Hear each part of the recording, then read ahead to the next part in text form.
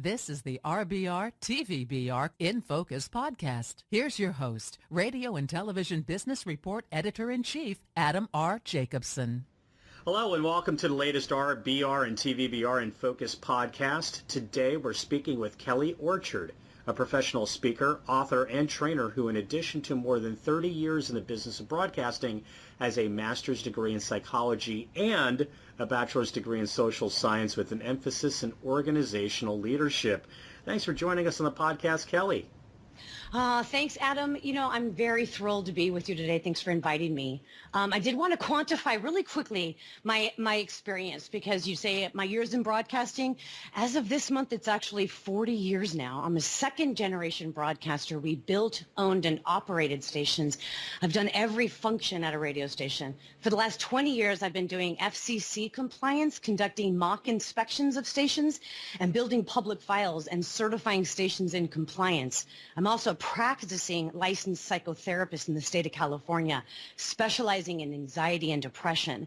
I just want your audience to know who I am and what my experience level really is. Well, thank you. And we do hope that some of our listeners are familiar with some of the columns that we featured in 2018. Indeed, 2 years ago, we offered RBR.com readers some insights based on a novel idea you had, that the broadcast industry can use their powerful voices to improve the lives of their listeners.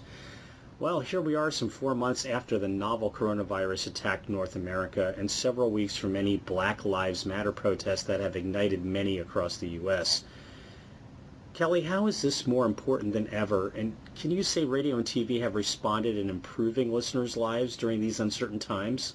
Well, I want to thank you, first of all, for taking that concept and running with it. It's time to amplify the idea, wouldn't you say? Yeah, more important than ever, broadcast media can and should be leading the way. They have the eyes and the ears of society. They need the soft skills that are necessary to navigate and work through the negative impact that we're having from the past few months. Now more than ever, that's what's going to be what separates success from failure. And these are learned skills like compassion, empathy, active listening, humility, and wisdom for starters. Has radio and television responded to this? I think that would require a response from the corporate office that they can answer that, right? Anxiety and depression is at an all-time high. So it's impossible to truly gauge how the industry as a whole has addressed this. I've had lots of conversations with executives at all levels of the industry, about the mental health status of their employees. And as long as they subscribe to an EAP program, they feel they've got it covered. And I got to tell you, that is not going to be enough anymore. Radio and television stations operations are like family, and we joke about it a lot. It's a very dysfunctional family, right?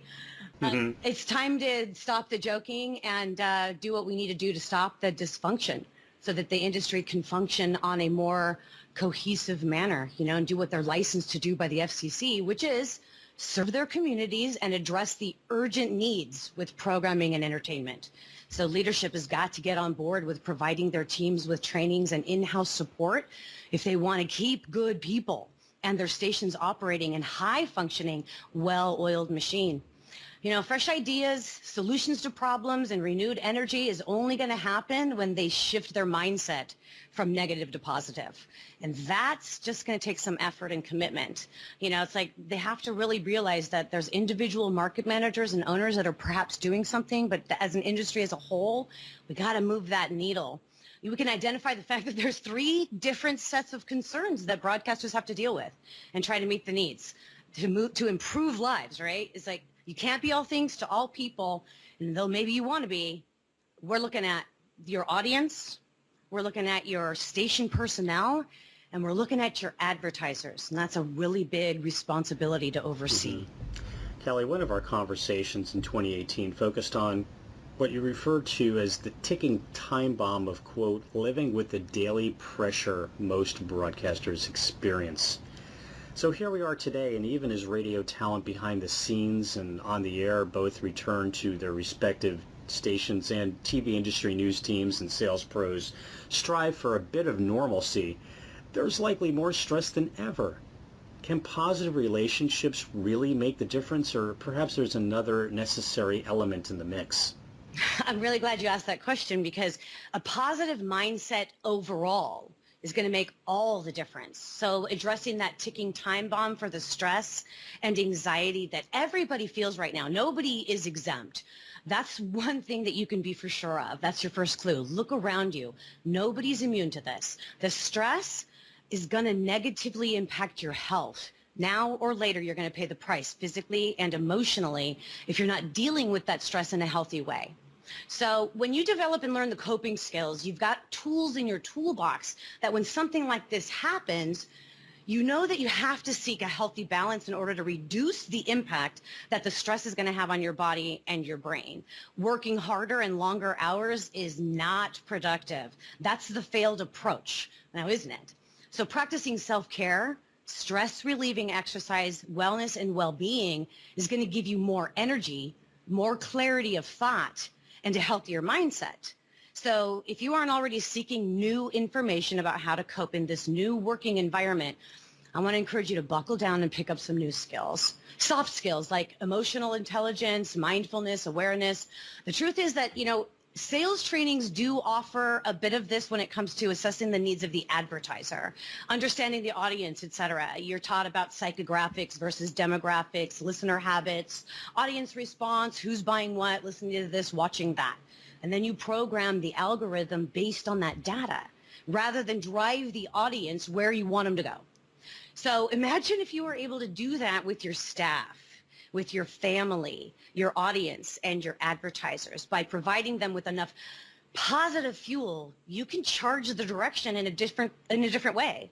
So it's not really hard, but it does take discipline and practice. And neuroscience has demonstrated that we have the ability to rewire our brains for happiness and positivity. And broadcasters who adopt a new way of operating internally are going to be the ones that succeed in this new paradigm of not so business as usual. Is there anything externally that could benefit the consumers, such as tweaks in programming, little bits and pieces of advice that you might think should be heard on the air and over the speakers? All right. I love this question. I'm going to answer off the fly. Yes. There is. But me personally, it would be really unfair and irresponsible to say this to programmers and on-air personality people right now. This is what you need to do. Because every market is different. Every audience is going to be different based on your programming. So if you want to shift that, yes, there are some exercises and some development that a program director and an on-air personality can and should do to develop their soft skills, like the empathy and the understanding and the active listening. You listen to your listeners. What are their issues? What are their problems? Now, you can't really be a psychotherapist, but you can definitely expose yourself to some of those practices so that you can be more helpful and more positive. Before we conclude, I also wanted to revisit the topic of hiring and keeping the right people, because it sounds like it really comes down to that. Right. So given all of the challenges media organizations continue to face, what sort of advice would you have for those in the C-suite charged with ensuring the best individuals are contributing to the growth of the company? Okay, so thank you for that question. If you're sitting in the C-suite and expecting others to do all the heavy lifting right now, you got to step aside then.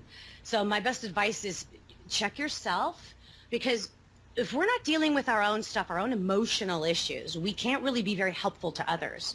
And I have to practice that in my psychotherapy. I too, believe me, my world turned inside out and upside down with this whole thing. So I've had to adjust. And so you also, as a C-suite, as that operator, you've got to make the adjustments. And if you've uttered the words and the remark about employees keeping their personal problems at home, or they can just go see a therapist if they have personal problems, you're already a little bit behind the eight ball as far as staff development goes. I cannot tell you how many executives have said this to me while I've been attempting to help them with training and retention. Every C-suite executive needs to participate in trainings themselves, engage more with their management teams. No matter how large your company is, you need to be more accessible somehow, and it begins at the top. Broadcast media has been hit hard by this. I don't even need to say that, but I want to acknowledge it. The individuals that work at each and every station also have their own set of unbelievable obstacles to contend with right now. They're probably going to need to restructure the entire operation. So my best advice to everybody from C-suite to board op is start learning something new. Focus on what is truly important to you and surrender what you have no control over. Some things you're going to have to let go. Kelly, do you have any other thoughts before we conclude? Oh, so many.